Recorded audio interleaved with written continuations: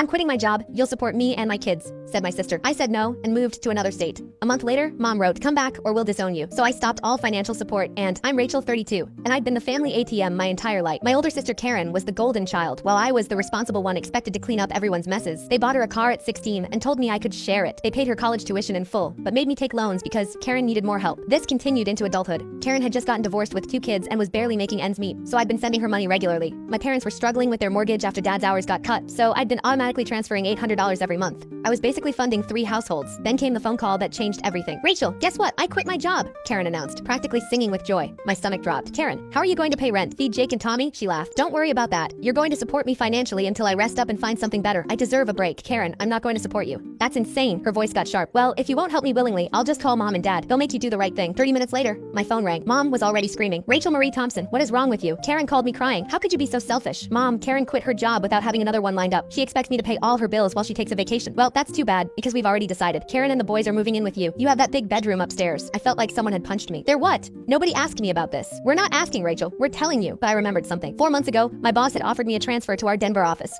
I turned it down, but what if that position was still open? The next day, I walked into my boss's office. Tom, remember that transfer offer to Denver? Is that still available? Hell, Rachel. You could start next week if you wanted. I've been holding that spot hoping you'd change your mind. I moved fast. I called my friend Mike in real estate and had him find tenants for my house. Within a week, I'd found a married couple who could move in immediately. I packed only what I needed and drove to Denver. When Karen showed up at my house with a U-Haul truck expecting to move in, she found strangers living there. The tenants called Mike, confused about this woman screaming that it was her sister's house. My parents showed up too, and they all had a massive argument on my front lawn. The calls and texts started immediately. I ignored them until Mom sent the ultimatum. If you don't come home right now and let Karen live with you, we're disowning you. You're not our daughter anymore. I stared at that text, then replied, go ahead. Karen posted on Facebook about how I'd abandoned her, but our relatives weren't buying it. Our cousin Lisa commented, wait, didn't you quit your job without having another one lined up? Uncle Mark added, Karen, you chose to quit your job. That's not Rachel's responsibility. That's when I remembered something crucial. I'd been automatically sending my parents $800 every month for their mortgage, since they'd literally disowned me. I figured I didn't owe strangers anything. I canceled the automatic transfer and sent them a screenshot. Since you disowned me, I won't be paying strangers' mortgage anymore. Mom called 3 minutes later screaming, Rachel, what did you just do? We need that money. Without it, we can't make our mortgage payment. That sounds like a you problem, Mom. Karen and the boys are living with us now. We can't afford to feed them and pay the mortgage without your help. Then maybe Karen should get a job. She's still recovering from her divorce. She needs income. She has 2 kids to feed. 2 weeks later, my old boss called. Rachel, your mother came to my office demanding to see me. She said I needed to either convince you to send them money or take it directly out of your paycheck and send it to her. I was mortified. Tom, I'm so sorry. I told her what she was suggesting sounded like theft. I sent them all an email threatening a restraining order if they continued harassing me. I blocked their numbers and finally had peace. 3 months later, my cousin Lisa updated me. Dad was working 2 jobs now, his part-time office job and stocking shelves at a grocery store. Mom was working overtime. Karen had gone back to work full-time at a call center and absolutely hated it. They were all squeezed into my parents' house, fighting over space. Karen was furious about having to work and support her own kids like a normal adult.